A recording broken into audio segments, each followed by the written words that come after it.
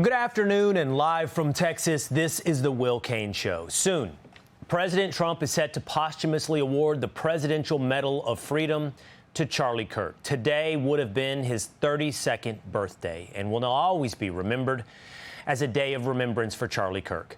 It is a bittersweet, emotional commemoration, one that is set to be so well attended that the president has moved it outside to the Rose Garden.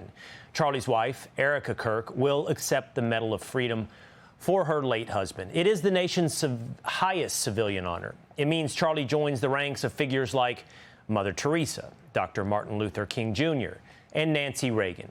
And for good reason. Turning Point USA, the organization he built from the ground up, has doubled in size since his assassination. There have been 130,000 new chapter inquiries and 800,000 students registered. It's a remarkable show of support, but not surprising. Charlie was a force with college students, and he could relate to them without ever having gone to college himself. You didn't go to college, so I guess you wouldn't know. It's true, I didn't. So let me ask you, though, does that mean that I'm not able to have this conversation with you? To Charlie, it wasn't a diss or an insult. In fact, it was a badge of honor. He could outlearn, outread, outdebate anyone. The president has hailed him as a giant of his generation.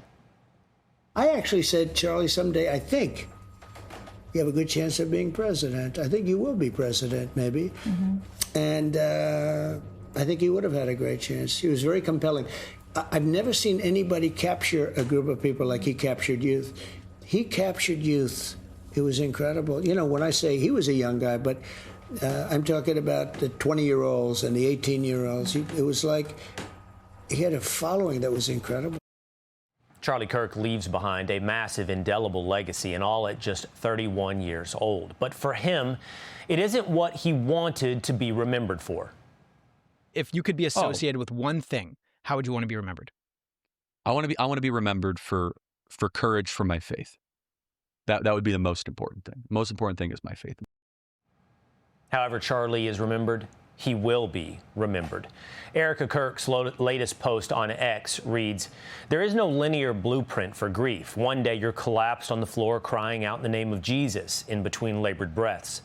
The next, you're playing with your children in the living room, surrounded by family photos and feeling a rush of something you can only attempt to define as divinely planted and bittersweet joy as a smile breaks through on your face.